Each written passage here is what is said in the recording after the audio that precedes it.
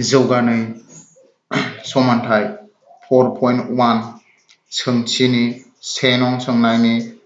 8थि part एबा 9 number कुइसन 9 number कुइसनाव दङ जोंहा x cube minus 4x square minus x plus 1 समान x minus 2 whole cube आ मोनसे जौगानाय समानथाय नंगौना नङा बेखौ नायफोरनांगौ बेखौ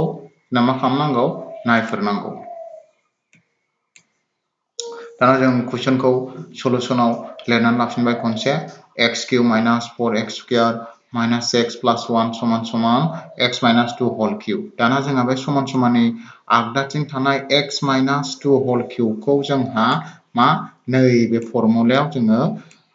बोखावनांगौ एबा बे फर्मुलानि महराव लिरनांगौ मा formula a minus b whole cube खौ जोंहा मोनथिखागौ बोरै लिरो a cube minus b cube minus 3a square b plus 3ab square एबा बिनि गुबुन मोनसे महर जों माबायदि लिरनो हायो a minus b whole cube को a cube minus b cube minus 3ab ब्रेकेटनि सिङाव a minus b महराव लिरनो हायो जों दा बे महराव सिफायलांसिगोन मा नायदो जोङो समाननि आगदाथिं थानाय x cube minus 4x square minus x plus 1 खौ बेहाय नै जेरै दं एरै लिरफिनबाय समान दाना आगदानिखौ जोङो फर्मुला सिफायबा मा जागोन x cube minus 2q minus 3 into x into 2 ब्रेकेटनि सिङाव x minus 2 बेयाव a नि जायगायाव बे a नि जायगायाव जोंना मा दं a नि जायगायाव x दं आरो b नि जायगायाव मा दङ b नि जायगायाव 2 दङ फर्मुला सिफायनानै मोनबाय दाना नेक्स्टआव जा मा खालामखो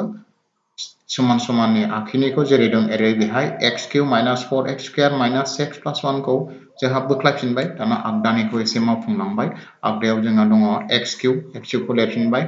2q माने 2 खौ मोनथाम सानजाबनांगौ अब्ला जोंहा जागोन 8 बेनि उनावहाय बेखौ सानजाबदो minus 3 into x into 2 सानजाबा जों मोनगोन minus 6x बेनि उनाव ब्रेकेटनिखौ जोङो जेरै दं एरै दोनथ'बाय दा जों मा खालामबावनांगौ minus 6x जों नैबे ब्रेकेटनि सिंनिखौ सानजाबनानै ब्रेकेटखौ जोंहा बोखारनांगौ मा नायदो नेक्स्ट लाइनाव बेखौ जों मावनोसै दा जों नेक्स्ट लाइनाव लिरफिनबाय x cube minus 4x square minus x plus 1 खौ जोङो जेरै दं एरै बोख्लायबोगासिनो दं बेनि उनाव आगदानिखौ जों मावफुंबावबाय x cube खौ लिरबाय minus 8 खौ लिरबाय बेनि उनाव minus 6x जों x जों सानजाबबा जोंना जागोन minus 6x square बेनि उनावहाय minus 6x जों minus 2 जों सानजाबा जोंना minus सिना मा जागोन प्लास आरो अनजिमाया 6x जों 2 जों 12x जागोन जोंना बिदा बेनि उनावहाय जोंहा मा खालामोमोन समाननि आगदाथिं थानाय बिदाबखौ जोङो समाननि आगदाथिं बोस्लायनो नांगौ दाना बोस्लायजोबबाय जोङो अब्ला जागोन जोंहा x cube minus 4x square minus x plus 1 बेखौ जेरै दं एरै लिरबाय बेनि उनाव समाननि आगदानिखौ जोङो लांबाय x cube आ फैनानै जोंना मा जाफैगोन minus x cube minus 8 आ जोंना मा जाफैबाय plus 8 minus 6x square आ जोंना जाफैबाय